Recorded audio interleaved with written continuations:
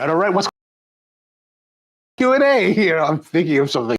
I'm Jay, your host. We're here Monday through Friday, most Monday through Fridays, 10 a.m. Eastern, talking about coffee and different things about that. So how y'all doing? Welcome back. We're back in the studio here after a day on the road. We went up to Pennsylvania yesterday. We were broadcasting yesterday from Quarryville, Pennsylvania, and Groff and Groff Lumber with Matt. We went up there for a Festool event that was actually in Lilletz, Pennsylvania, just outside of Ephrata. There's a place called Paul B. Hardware. We went there and had a nice time hanging out with the rep, and had a really good time. Picked up some tools. Matt picked up more tools than I did. Actually, he bought all the Festool tools and a little chainsaw, and I ended up buying a DeWalt blower for the yard. So that's kind of what I was doing there. Peter, hello, American people. Hello, Peter. Anton says, morning. Dewan, hello to you. And Mom, good morning to you as well. Peter, I think you were the one that asked me, that said yesterday, I do have footage of the exoskeleton. Coming up in a future video, coming up soon, maybe this weekend. We'll see what he can do as far as getting that edited. Maku, hello to you as well. So today's topic is the Americano. And Americano is a very simple kind of beverage that is relatively easy to make, but like most things that are simple to make, it can be quite complex to make really well. Now, there's an Americano, and then we have those people that are down under that call something that they have called the flat black, right? All black? No, that's New Zealand. Total black, something black.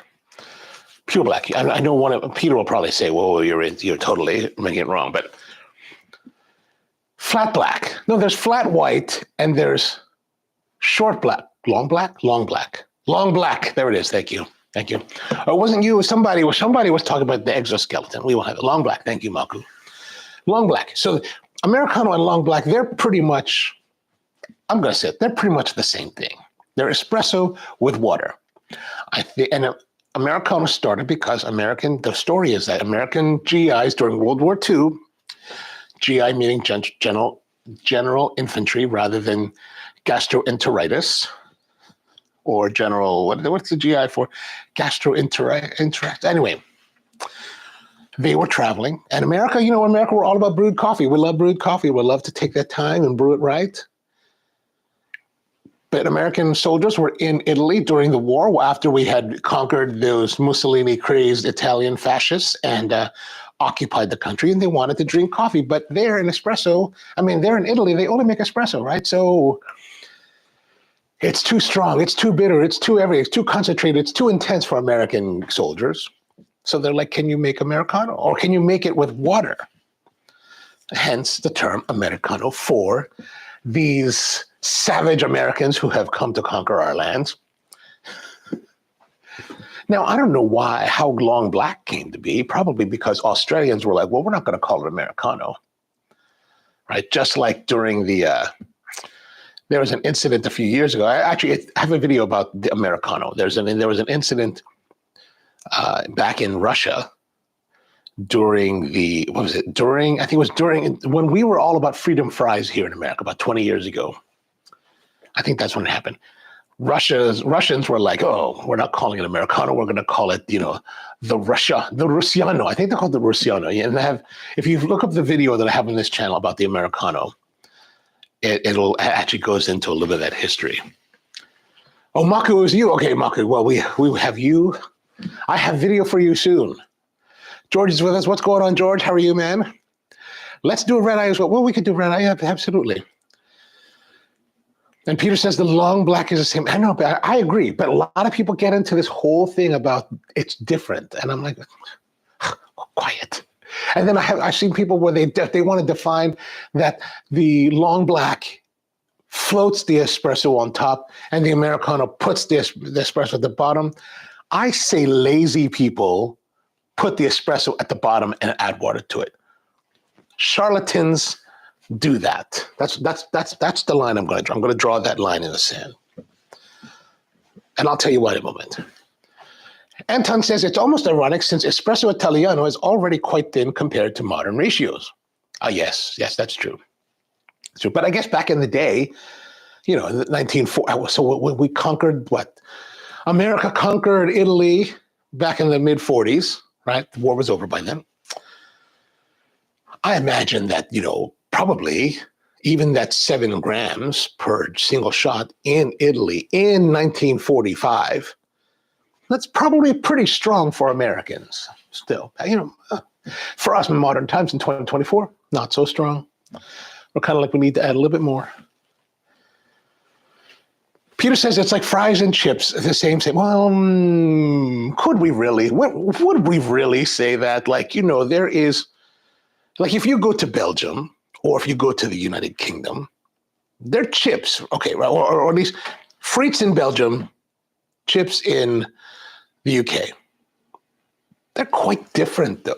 They're the same, but quite different than what we have in America. Like, for example, if you get the G-Pod 70 Idaho potatoes, right? I mean, the G-Pod is a certain type of potato, 70 to a case, right? There's a certain amount of starch in that produces a really beautiful American-style French fry when you cut it and double fry it, which is completely different than like the frites I've had in Belgium, and the United Kingdom. They're using different potatoes, and I'm like, oh man, what is that? And I guess you're probably right because we're using different coffees, different blends. Point taken. But I don't know if we're all the same. Like, for example. Then we have Simplot Corporation that likes to make these battered fries that have seasoning on it. To me, that is the greatest abomination in American history ever. Forget Monsanto, forget Union Carbide, forget all the decimation of the planet and all of the chemicals that we're killing our future selves with. Forget all that. Those are bad.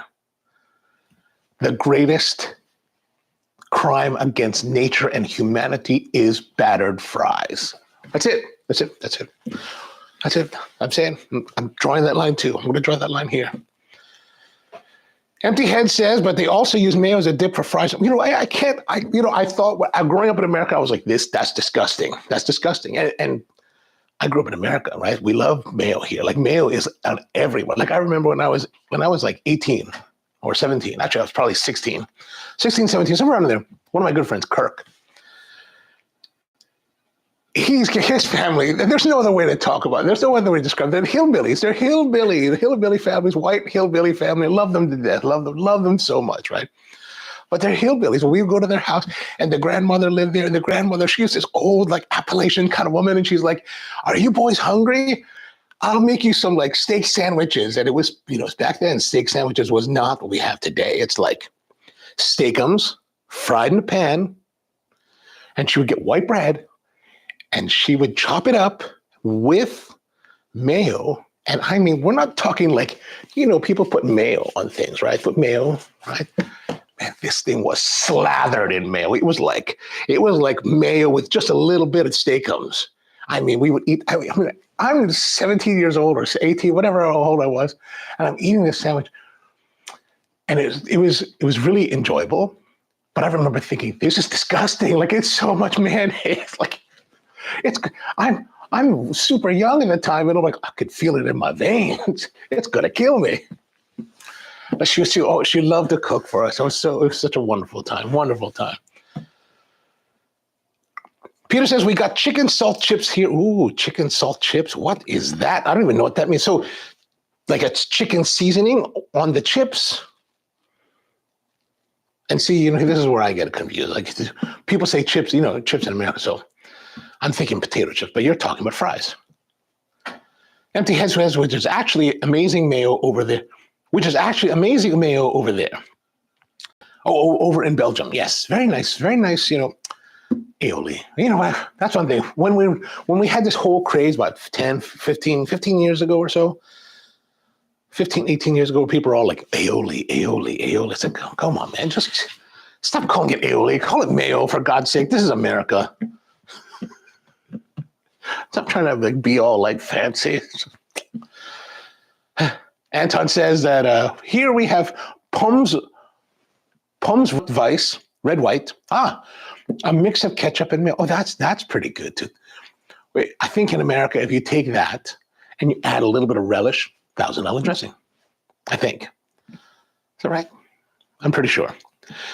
Peter says tomato sauce and ketchup, same, different companies, different tastes, but the same. Yeah, I hear you. Although I have been experimenting a little bit. Like when I was in Japan last year, I went to this place called, what's it called? Right across from Ueno Station, Cafe Gallant.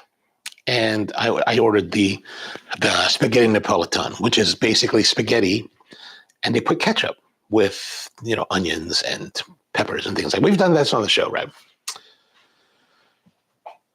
But if you use Heinz or Hunt's, or if you use a Japanese ketchup, the flavor is very different. Like I was at the market not too long ago, a Japanese market, and I was like, I've not seen that brand of ketchup, because Gyaran or Gallant has a very particular flavor that is very different than Heinz, and very different than the one brand that I used from Japan. So I've become, ever since I tried the Japanese versions or the Japanese ketchups, I'm like, I wonder which is the one to try. I don't know. All right, we should start making Americanos. So we can continue our discussions, but time for Americano. So what is Americano? Americano for me, okay, so why? There's Americano. You have double shot of espresso, 12-ounce drink. That's what we serve as Americano at Spro. Many places do that, very similar, maybe 10 ounces, maybe 12 ounces, maybe 16. God forbid 20. Because, here's the thing. You've got this incredible volume of water, and you have your espresso. The less water you use, the greater the concentration, the better balance, right? So there's a point. I think if with a double shot, you go past 12 ounces to 16 with a double shot, it's getting to be too watery at that point. For me, I'm not really into that. Because I think if we think about our typical ratio, a lot of you guys I know are using 18 grams of coffee, right? So if we presume that the amount of extraction out of the espresso is going to be somewhat similar to the same of the extraction out of a brewed coffee, 18 grams and 12 ounces is fairly good. But once you push to 16, then it becomes a bit watery, I think.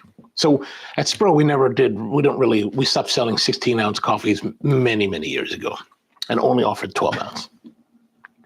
I probably would have gone to 10-ounce, but 10-ounce cups are more expensive and more difficult to come by here in the United States, at least for paper to-go cups, right? So we did 12. But my favorite way of drinking the Americano is a 6-ounce Americano. And this is what I really love. Like, and why did I learn how to like this? Because when I first started in the coffee business, or early on, I met my mentor, John Sanders. At the time, in 2003, he owned a place called Heinz Public Market Coffee in the East Lake neighborhood in Seattle, just on the east side of Lake Union. Wonderful little coffee shop, a place that's completely antithetical to how I would have done any kind of shop before or how I would do it since. There was a big UG22 roaster, 1955 cast iron roaster in the back. They had a big 5-group custom-made La Marzocco Linea in the front that was low slung, like it had maybe a 20-inch table. So the machine sat like here. The top of the machine was like right here. So you were pulling shots pretty low, but the thing is that you were facing the customer. So the customer would come in through the door from the left, a really kind of narrow shop, right? And you would be able to engage with them, right? So it would be like you could see me completely and we could be talking and making your coffee. And man, it's one of the very best setups I've ever used or been in. Because what I liked about it was that the machine was so low slung, like it was massive. It was awesome. It was massive. 5 groups, imagine 2 and 3, right? And it was so low. It was like you were on a stage, right? But the thing is, it was so low that, sometimes when you get to places, the machines are up like this, so you're kind of cut off from the guest, right? Like you see your barista, hey, how are you? Everything good? Okay, good. Let me make your espresso. Okay, good. I like this interaction. So when we built the Spro in Hamden, the bar that you were standing at, our brew bar, where we did all of our hand brewing, that was in front of the guest, we dropped it. I dropped it as low as I possibly could so that we would have that kind of interaction, because I think that's really a great way to make a connection. But that stemmed from that time at Heinz.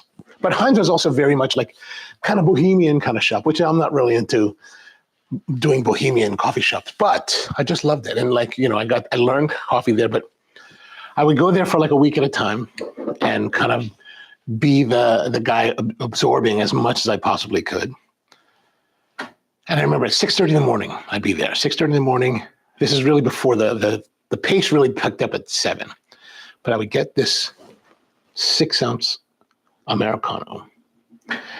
And the way that the shop was situated, it would have eastern facing in the morning. So the sunlight would come through the windows, and I would sit at one of the tables sipping this 6 ounce Americano, and it was perfect. It was the perfect drink, perfect amount of coffee to water. The balance and the ratio was just beautiful. I loved it. And then if you really wanted to, you could add a little bit of cream. If you really wanted to, it was just beautiful. It was beautiful. It's a beautiful, beautiful drink. And it makes I'm sad that people don't exploit. So when people would come to Spro and they were like, what should I try? And sometimes they'd be like, have you had a 6 ounce Americano? Have that. Have that. Enjoy it. Because now you get the full expression of the coffee, but maybe not the intensity if you're not really into espresso. So if you haven't tried the 6 ounce Americano, I would highly suggest it. Now, how do we make it, right? Let me catch up a little bit. Anton says that ketchup is like tomato sauce, but with a truckload of sugar added. Ah, yes. Or curry spice, right? Curry spice? Or is that not popular in your part of the country? Ketchup acidity is too dominant. Tomato sauce is complementary. I hear you.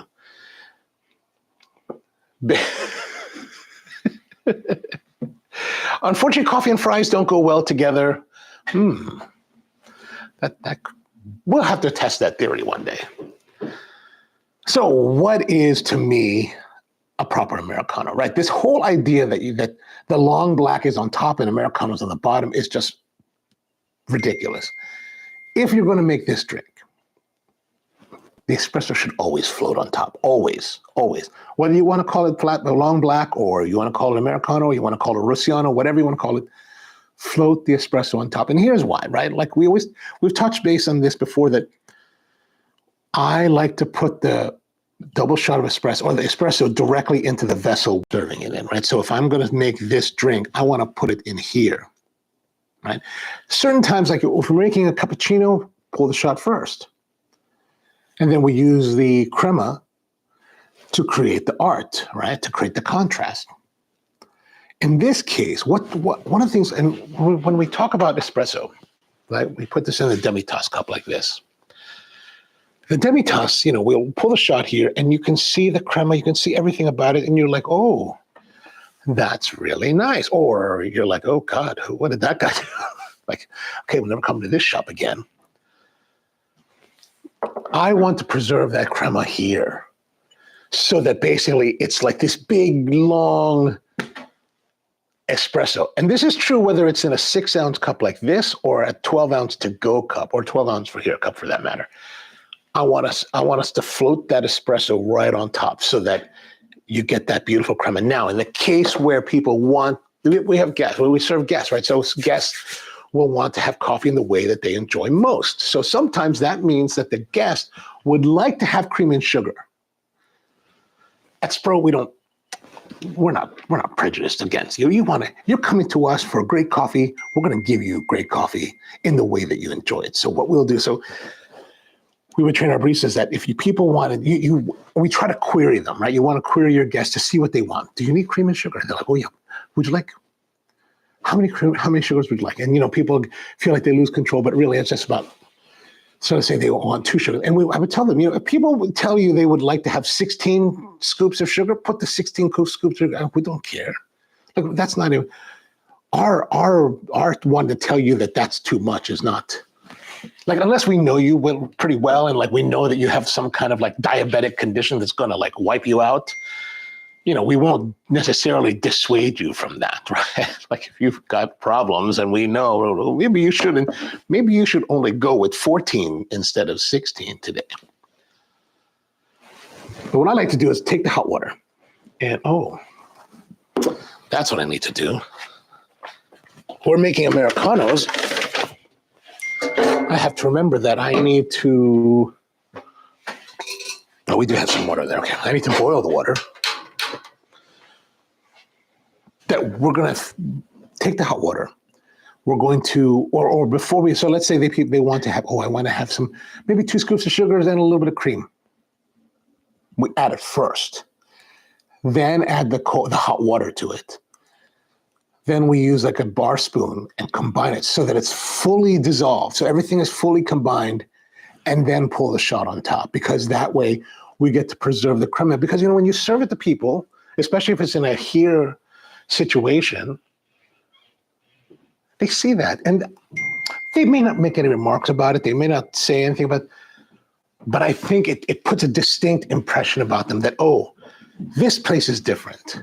This is not what I'm used to, right? I'm sure if you go to most shops, they'll put the shot in first, or they'll pour it, they'll pull it in, pour it in, add water to it, or whatever haphazard kind of way of making coffee, which is, almost as bad as Simplot battered French fries. And it just looks like this black liquid. Boring. It's boring. It's like there's a little bit of crema floating around the edges. It's like, obviously they didn't think through and take the time to make it with consideration. Not to say that it's made wrong, but it's made without consideration. And that's really what we're trying to do, is make something with consideration. Anton says, yes, but that's called curry ketchup. It's a separate category. Of course, in Germany, there are separate categories, but it's curry ketchup. Wouldn't it be considered part of the ketchup family? It took me a while to get used to curry ketchup. Like, I first had it when I was in Berlin back in 2010. I had heard about it. So I got the currywurst, right? With the sausages cut up and the fries. And I was at one of the winter markets, the Christmas markets in Berlin. And I was like, that's kind of weird. But I kept eating it. To be honest, it's not high on my list of favorite ketchups. I'm a straight ketchup. I'm always a straight kind of guy. I'm always kind of like, give me the plain one first, and then I can, I go get ice cream. We had some ice cream yesterday. Let me have some vanilla, because I want to see the base of it all. Where is the beginning of everything, right? And it all stems from, and ice cream, it all stems from vanilla. Right. Anyway, we're digressing. Okay, so Anton says, "Great, got to preserve the pretty crema." Agreed. Well, Peter and Anton, I'm totally loving your discussion on tomato sauce and ketchup. Okay, so let's go and make coffee now. So let's go back here to the espresso machine. Again, La Valentina E61, 20 years old, still in good condition. And let's start doing some grinding. I haven't touched the grinder since the last time we used this a couple days ago. So we're gonna grind just a little bit through here. Pull that out. Just clear out what's in the burrs. Now, if you're using more modern grinders that are much cleaner, more updated, you probably don't have to worry so much about that part, but that's something we do have to worry about here. Oh, what am I doing? Sorry, I forgot to turn the camera on. Here it comes. Come on, baby. Anton says, how can we make a coffee with ketchup taste good? Ooh, that is a good challenge, man. That is a challenge. Philippines has banana ketchup. It is, and it's actually pretty darn good. I grew up with it, but I thought it was weird. And it's weird because, like, when you're used to Heinz, the way it squeezes, the banana ketchup actually becomes kind of gelatin-like after you've let it sit for a while in the bottle. You got to really shake it out. But there's a really nice sweetness to it. It's very different than, like, let's say Heinz or Hans. But if, like, so for example, we have this thing, this omelet style dish where basically you're taking the beef and you're making it with, like, you know, peas and carrots and onions and garlic, and then you put it into with an egg, like an omelet kind of thing. Heinz is nice. The torta, we call it a torta, and the Heinz is good, right? The Heinz fine. But you use the Jufran banana ketchup. Ooh, baby, with rice. My gosh. It's like Kung Fu fighting over there. Kung Fu fighting. Anton says, I got a wash to go in Guatemala that tastes like tomatoes. And you know, that's interesting to see that, because I remember when, what's his name? The guy in yeah, that was, Sita Raman Estates, the guy. I can't remember his name. But anyway, when he first started doing, when he was really coming out with, in like 2007, I think it was, he was coming out with these fine Robustas. He had this one Robusta I really wanted to buy that was like, had really like tomato forward flavor. Like I was like, whoa, that is just freaky. How can we get this coffee and how can we utilize it? And I was thinking, but this is 2007. Okay, so when you hear this, you're going to be like, oh God. You were like, oh God, what are you doing? Why are you thinking like that? But at 2007, this was kind of like in vogue, right? But I was thinking, what if we took this coffee and made like gel encapsulations of it, right? Like little cherry tomatoes. Cherry tomato coffee. It never really made it past the conceptualization stage, but that was kind of what we thought about then. Okay, so now let us get our microfiber cloth, because, you know, there it is. Okay, back here. Here's our stuff. Clear that out. Now we just need to make sure that we are cleaning out our portafilter. Nice, nice, nice. Flush that out. Make sure that it's nice and rolling clean. And after several years of owning this mirror that I got the idea from watching Hoon's channel, I finally have positioned it so that I can stand here and I can see the screen so that it's nice and clean.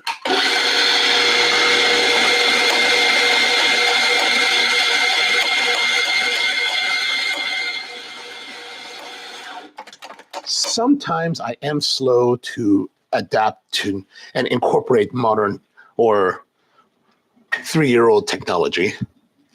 Okay, we're gonna sweep it around here.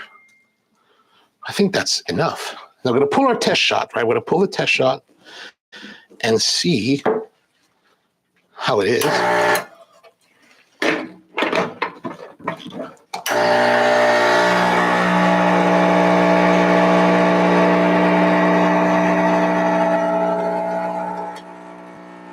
Okay, here it comes, here it comes. Oh no, it's going inside. We're losing some of it. But it's looking promising, it's looking promising. Let's stop there. Probably a little bit too long. I would say that's a little bit too long. All right, let's zoom in a little bit here now. My cousins are like texting. So in our text chain, it's like beeping. All right, so here it is. Look at that. We have a little bit of a leaf, but pretty decent reddish brown crema. A little bit long in the shot. So let's have a look at how that manifests itself. We're going to look here. Fairly dry, nice compaction, good. What do you call it? A little bit of just a little bit of residual oils right there, right? A little bit of residual oils. So not too badly over extracted, but just a little bit. And now I like to take a moment just to rinse out the portafilter. And that way, while we're talking about the shot, this will have the opportunity to dry out. And wipe a little bit there. Come back to the shot. Yeah, the bell sound is my cousin's. You know, there they are messaging away. We have It's one of the guys. It's a 50th birthday tomorrow, so we're having a party for them. And yeah, I'm sure that's what it's all about. I'm sure that's what it's all about. Ooh, strong bitter. Ooh, cacao, nutty. Ooh. There are moments when, like, you do something and it just kind of validates what you're trying to do. Like, this is pretty much what I'm trying to get for espresso. So I was like, oh, sometimes it does work. Oh yeah, nice body, good body, good crema, good cacao notes, really nice, strong bitter, like a good bitterness. It's just like, oh, love it. This is the kind of espresso that will stay with you for like a good, if you were just to shoot it, right? If like in traditional, like Italian, or maybe the French do this too, and you just to drink it, this is the kind of thing, and you didn't drink anything else or eat anything else after. This is the kind of espresso that's going to linger on your palate as you commute to work. And it just reminds you of the pleasure as you go. That's nice. That's nice. That's nice. Peter says, banana ketchup is not tomato, but so not this. Just because, somebody doesn't identify the same way as you doesn't mean we should exclude them. Just saying. Yeah, it went dark again, George, just because I forgot to turn the camera on when I switched to the other camera. Anton says it could work if you have a compatible coffee and squeeze one cherry tomato in the coffee. I can imagine, I would not have thought about squeezing a cherry tomato in the coffee.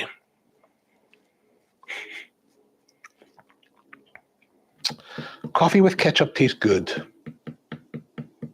I will think more about that. That is an interesting, it would essentially be ketchup Americano, which, depending on the ketchup and depending on the coffee, it could be quite interesting. And maybe even the water selection, which is why I've been wondering about this meticulous espresso machine, right? I like the meticulous because it's got all the controllability. And you can just put a little bit of water at a time. I like that idea. But it seems that Mavan, that company that, not Mavan, but Duval, the company that likes to show their espresso machines at their trade shows, but never actually releases an espresso machine, but also does a lot of patent filings to try to prevent or to try to do a money grab of different companies. Yeah, that's a bit of an issue, I think.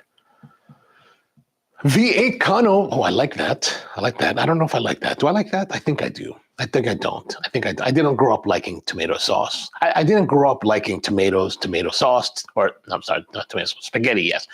Tomatoes I didn't like. Like if I went on my burger, get that off. I'm totally different. I'm totally over that now. V8 sounded disgusting to me. But, I have learned to enjoy Bloody Mary, so I don't think I'm probably against V8 now. But I don't know. I don't really drink it. Maybe we'll have to try that. V8 Kano. Does that be nice? It'd be interesting. Like, doesn't V8 have a pretty thick texture to it? So I wonder how the espresso would float on top of V8. That could be interesting. Anton says, I imagine it could be hard to have ketchup and coffee mixed properly. I imagine flaky ketchup or ketchup sticking to the bottom. Also, acidic, it could be, but what I would do is that I don't think I would do, although you're probably right, maybe, I was thinking originally like ketchup, water, Americano stuff, but now that you mentioned what you mentioned here about it mixing, I wonder if there could be ketchup, right? Ketchup, espresso, stir it, latte. Oh, we might have to try that. We're gonna have to try that. Oh, these could be some topics for next week. Okay, let's go to the Americano now. Let's go back to the machine here. We're gonna clean up. The portafilters had time to drip out and calm down. Wipe it all out, make it nice and dry.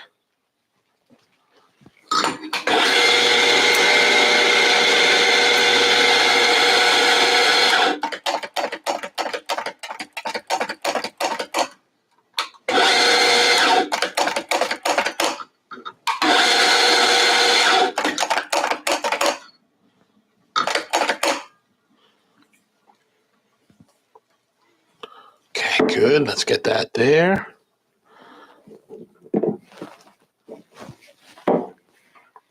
It's probably not the best job I've ever done. Okay, so I'm going to take this and bring this over here. Okay, we're just putting it here for a moment. We're going to take our mug, right, our cup here, which has been on the machine heating up. This is the La Marzocco 80th anniversary mug, which is quite a long time ago now. I think we're past 100 years with La Marzocco, so you can see how long that is. Now, like we talked about, I like to put the water first. So we got the hot water. And I'll put it right about there, I think will be good. And then now we're going to go and pull the shot. Flush. Oh, come on. See, even sometimes I have to battle with that. Brew and bring in.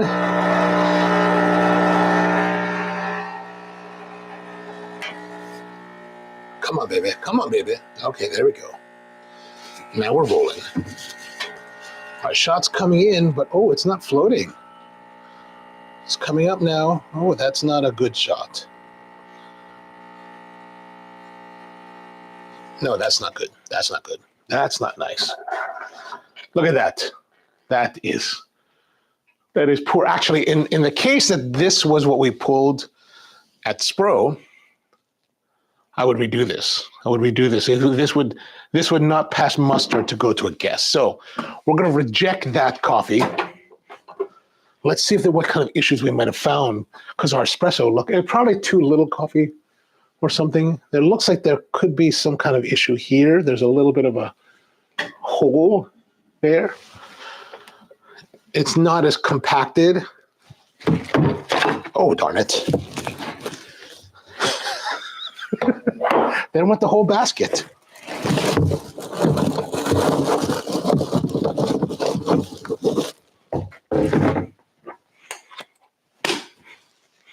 Let's go back and try that again. Better, better.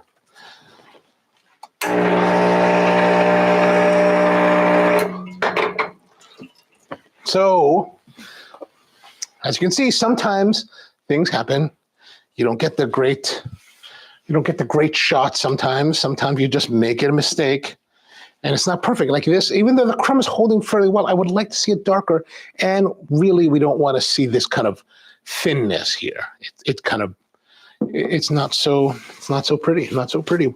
And part of the whole game is pretty. And now, of course, you might think, oh, you know what, the crumb is always going to dissipate. Yes, it will always dissipate. But when we serve it to you, we want it to look great. Like, again, it goes back to the whole thing with the Kenekano series where we're mixing with sodas and it gets this kind of like ugly foam. We want to make it look visually appealing, right? So that even though you may walk to your table and by the time you get to your table, it looks like this, it's gotten all dissipated. You knew that when you received it, it looked awesome. And that's the whole key to it, I think. But let's try and see what it's like anyway. Yeah, it could be better. Could be better. Should be better. Okay, let's go back to it. Let's try this one more time. We're going to start to grind.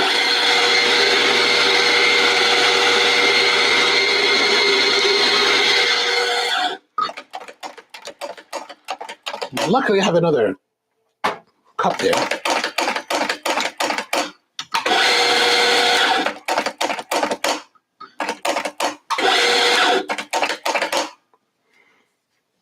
Let's just spread that around, get that in there, good.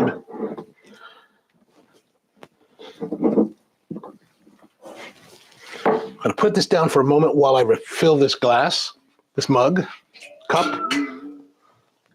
This is a 6 ounce ACF cup from ACF. And as you can see, put it right there. Now, clean that out.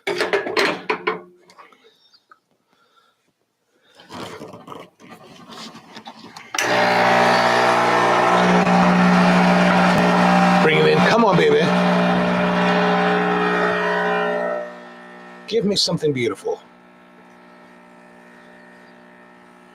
Because I'm out of cups. It's the last cup I have now. Oh no, we're not getting beauty. We're not going to get beauty today. We're not getting beauty. No, we had such a nice espresso shot, and now we're having such disappointments. This is disappointing.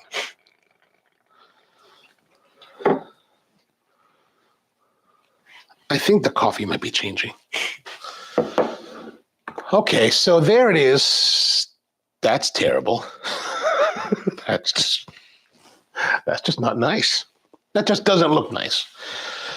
All right. Sometimes you just are met with failure. Hiya. Maybe just too much vala'au this time. Anton says the only bad thing about your streams is that I cannot make coffee at the same time. Oh, I'm sorry to hear that. Are you not at home? Or you're at work, right? It's only like 4 o'clock probably, right? Your time. I do miss coming to Germany. I haven't been there in a couple of years. I always love visiting. Like when I would be on trips like to Africa or something or the Middle East, I would usually like work a couple days stopping because I fly United for Star Alliance. So there's always like flights through Frankfurt. And then I, add on a couple, 3, 4 week and just go drive around the country. It's such a lovely, lovely place to visit.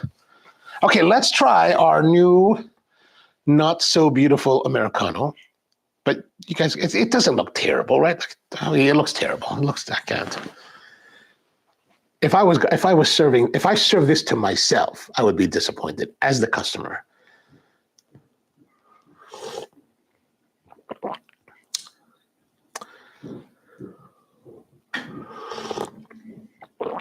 So I shot myself in the foot today because when I came down, I noticed that I was running low on the espresso that was in the grinder. So I was like, well, I don't have the time today to actually go run back to the storage facility and pick up more espresso.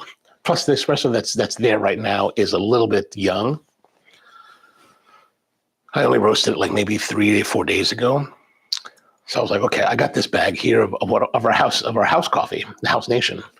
Let me put that in there on top in case we run it. And I think we only had enough really to do the first shot.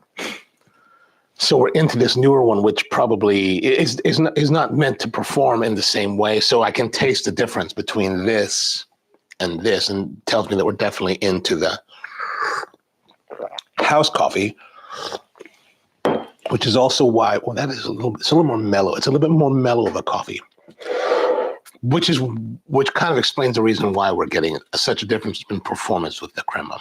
This is not as darkly roasted. Not that this is super dark, but it's just that it's the roast profile is a little bit deeper with this one. So for example, I tend to, just as a generalization, what we'll do for roasting is, like, let's say the house coffee. We'll bring that to first crack. And after the first crack finishes, I'll usually, somewhere within 20 seconds, we'll drop the load, right? Whereas the espresso type of roast, I'll take that out upwards to 45 seconds or so out. So we bring it right to so after first crack ends, we're still climbing. And I'll bring that right to if this is second crack, we'll bring it right to here and then drop it out of the machine. So there may be some beans in that batch that will reach the second crack and do a little cracking in the cooling tray, but not the whole batch, right? We're not taking it past second crack. So that's one of the, of course the beans and the blends are totally different, but that's one of the big factors that is different between like our house coffee and the espresso. And that does show itself here like this. It doesn't produce the crema in the same way. So you don't, so Anton, what you're saying here, maybe almost, you can use Robusta to get that thicker crema, but you don't necessarily have to use it. It's a matter of getting everything correct for you while using Arabica. So you can use Arabica blends, maybe a little bit deeper roast profile. And also you might want to, this really should probably have a grind chain like these. Now that we're into the the house coffee for this, they probably requires a little bit more finer of a grind change. That way you get a little bit more resistance, a little more pressurization, a little more force to get to create the foam that is the crema. So at least these are my theories. I could be completely wrong.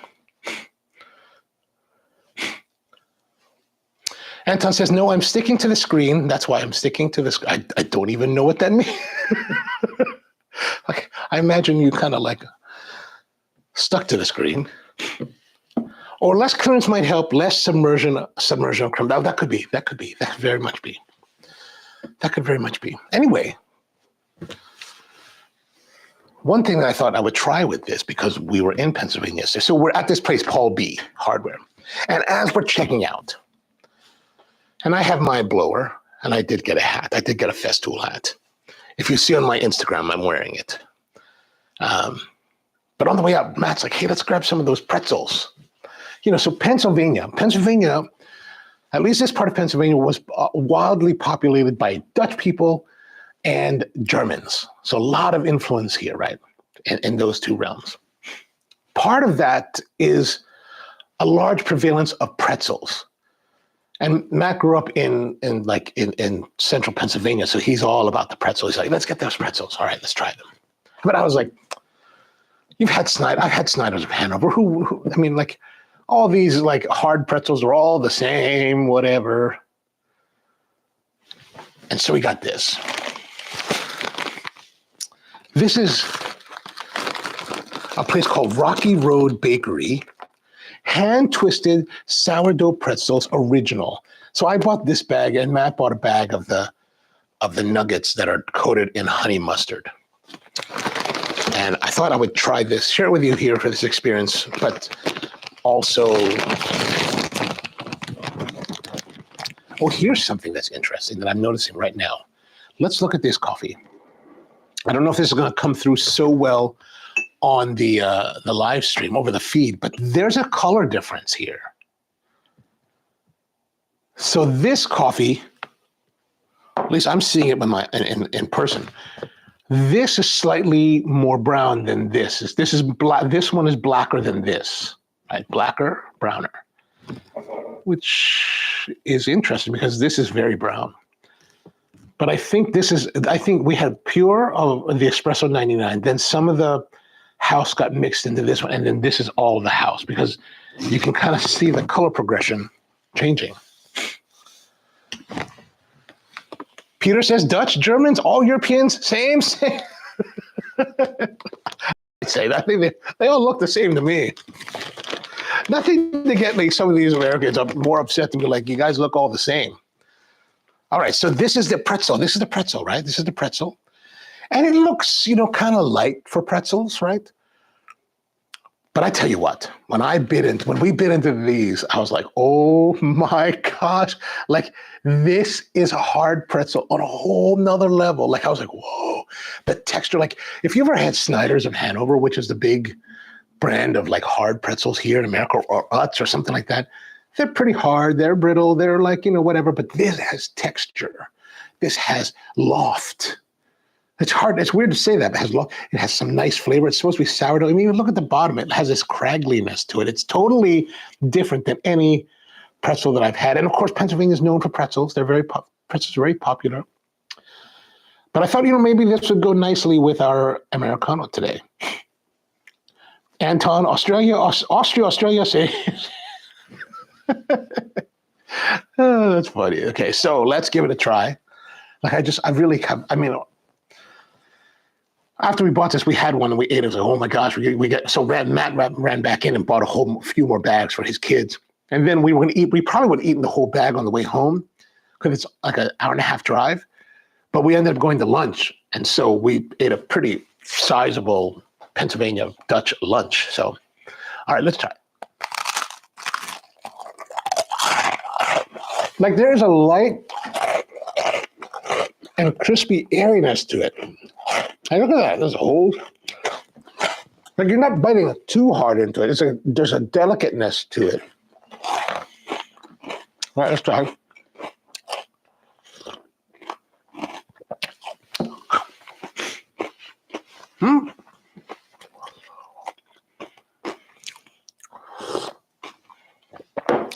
Anton says we call them Breslin,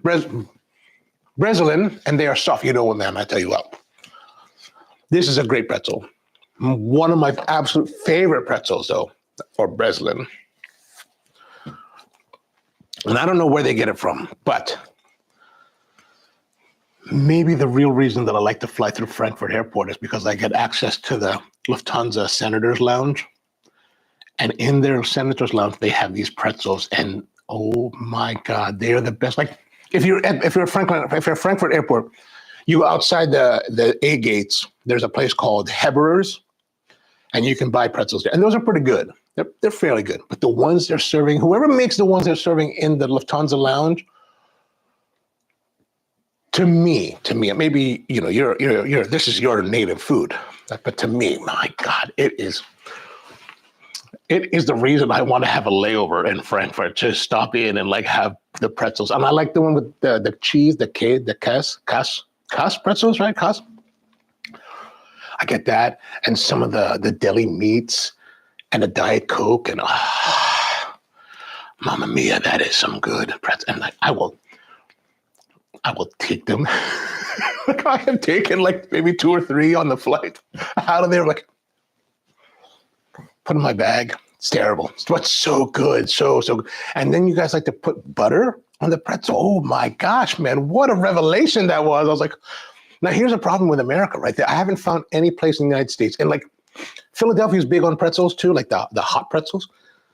I don't like the way they do them. I at least haven't found one that I like. But if I can get that style of Brezel with some butter, some cheese. Oh my God! Or the one that has the seeds, like was it sunflower seeds? Oh my God! Oh no, pumpkin seeds. Oh, but whatever, the seeds. Oh gosh, that is some. If you guys ever had the chance to go to Germany, man, those are some pretzels. Those people know pretzels. I still don't know about this currywurst, but the pretzels. Oh my God. Anton says, I actually prefer Langenzungen. They're like Breslin, but in short baguette shape. Ooh, I think I might have had that. They're like long, right? But they sell them here, they call them here pretzel sticks or pretzel rolls, some depending. I do like the American style pretzel rolls, though. Sometimes you want on a burger. Very nice, very nice.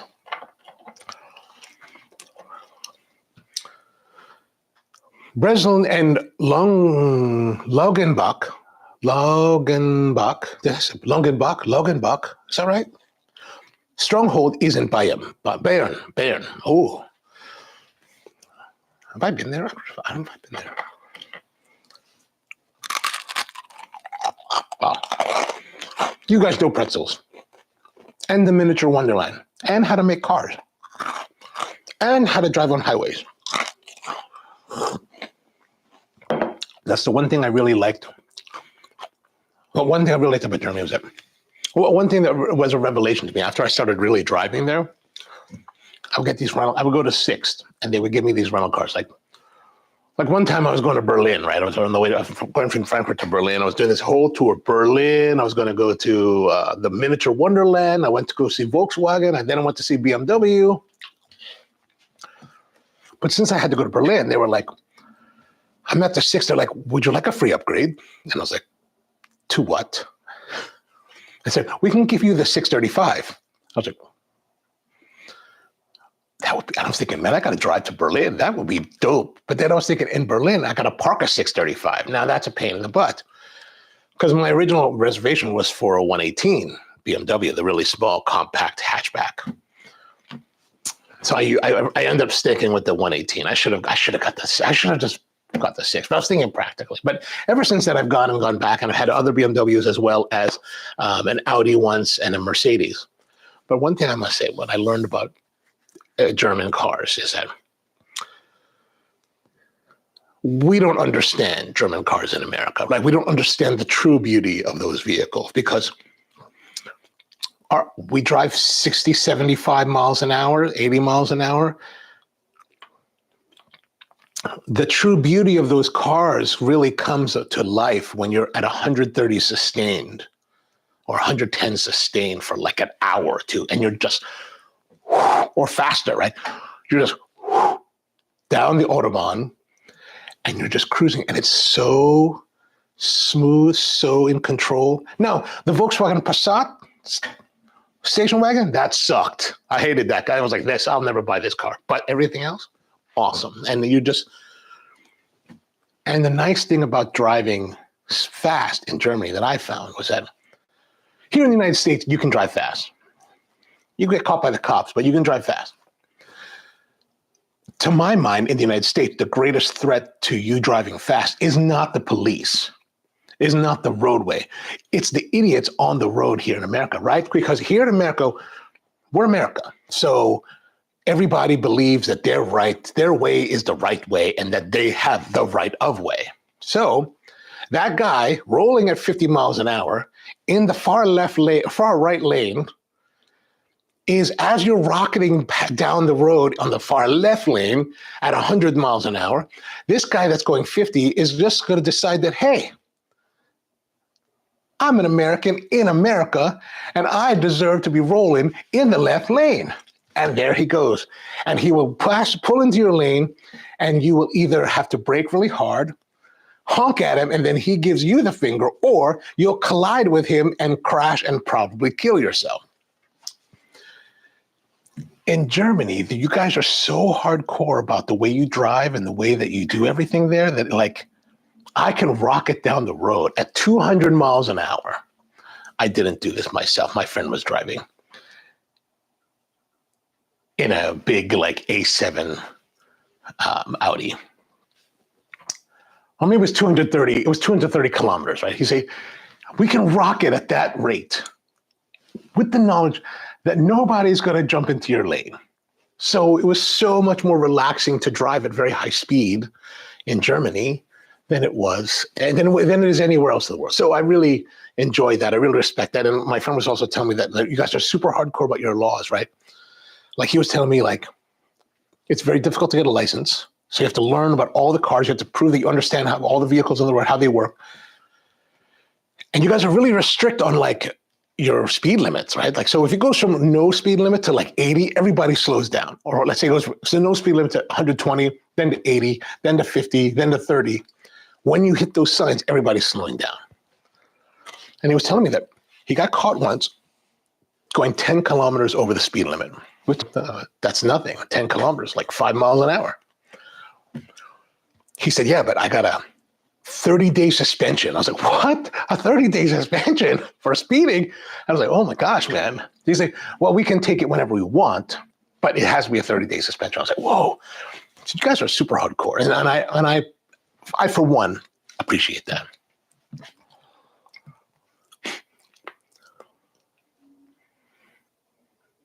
Peter said, dunk it in coffee like the French. Let's try. We'll dunk it in here.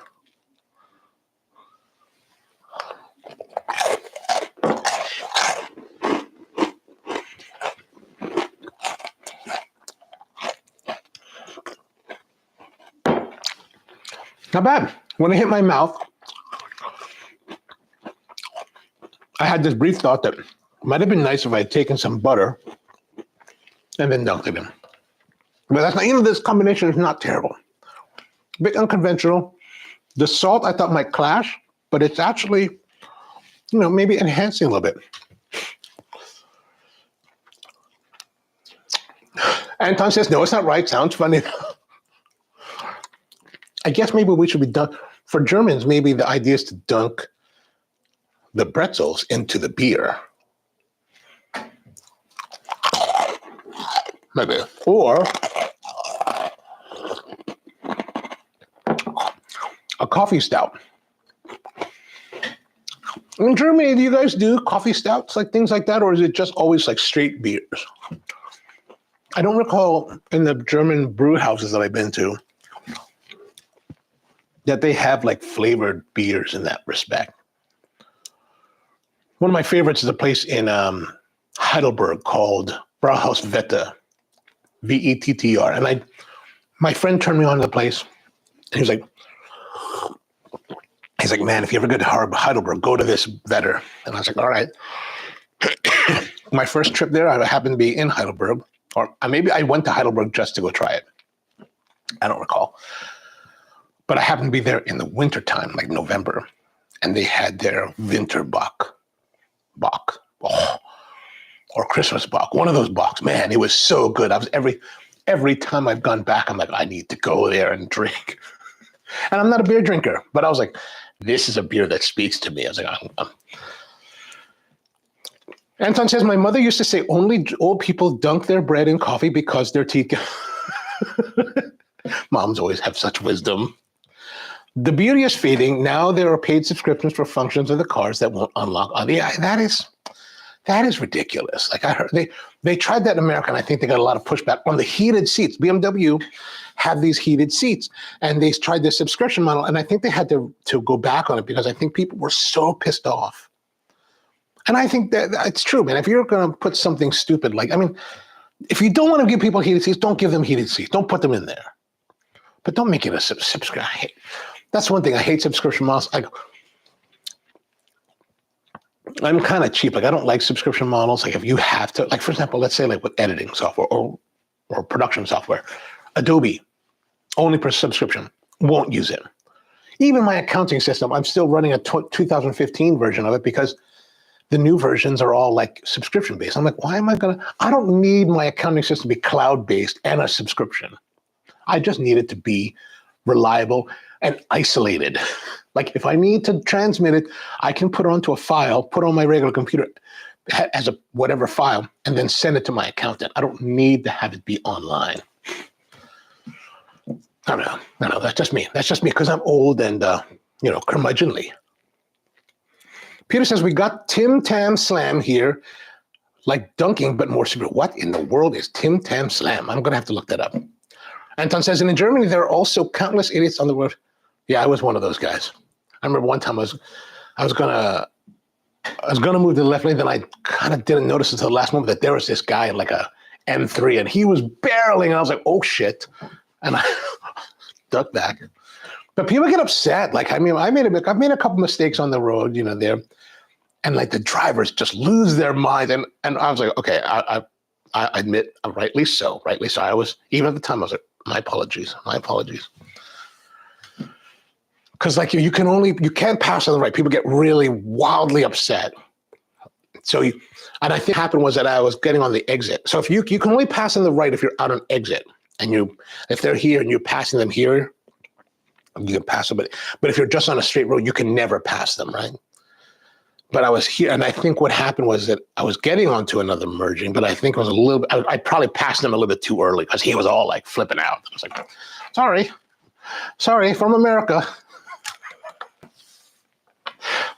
Actually, he probably thought that I was some like Asian guy, like, oh, sorry. He probably would know that I was American, but I was like, yeah, screw you. This is my country.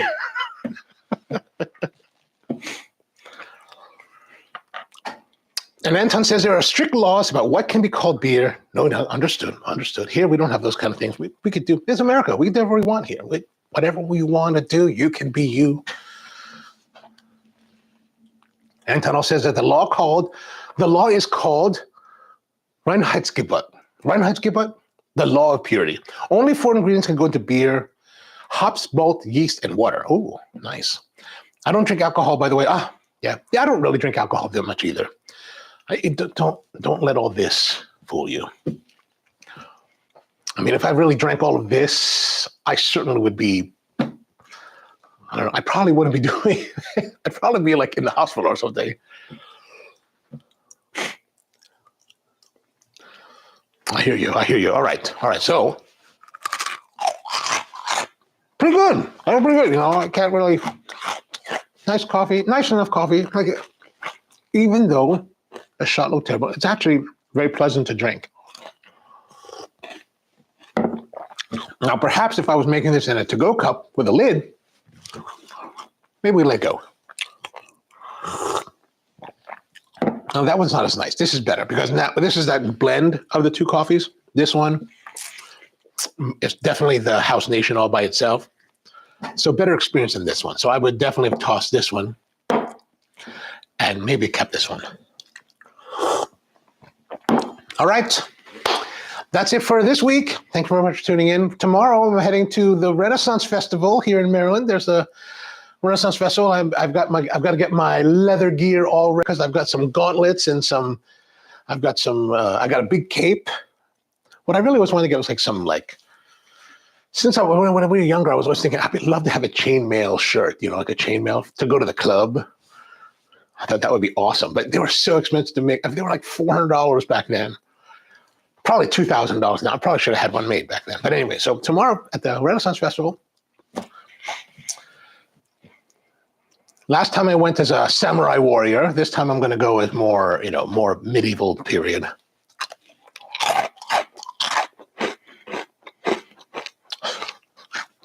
Leather gear.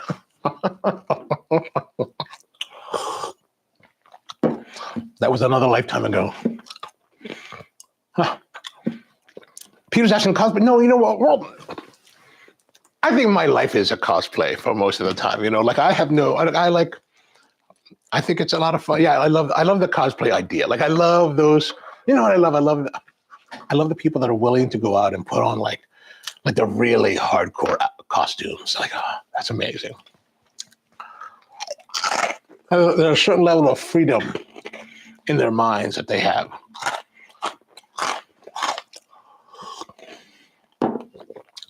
The only problem with this place is they don't allow you to bring weapons. Like, if you want to live the Game of Thrones dream, you want to have your sword, right? Your broadsword.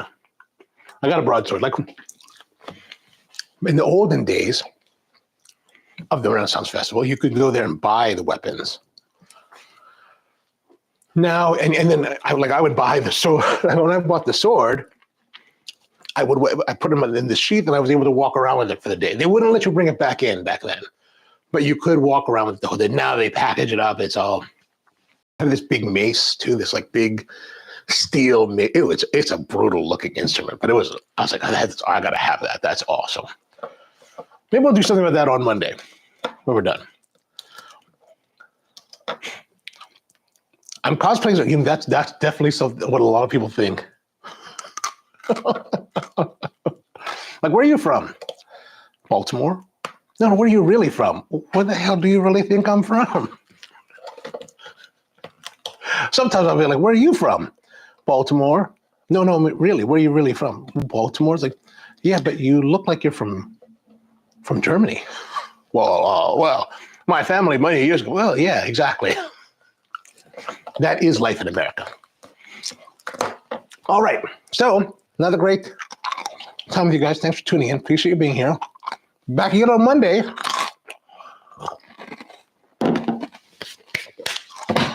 Where next week we're probably going to do something with tomatoes and ketchup. All right, have a wonderful weekend and see you next time.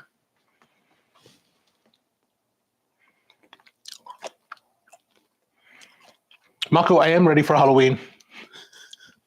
See you guys next time.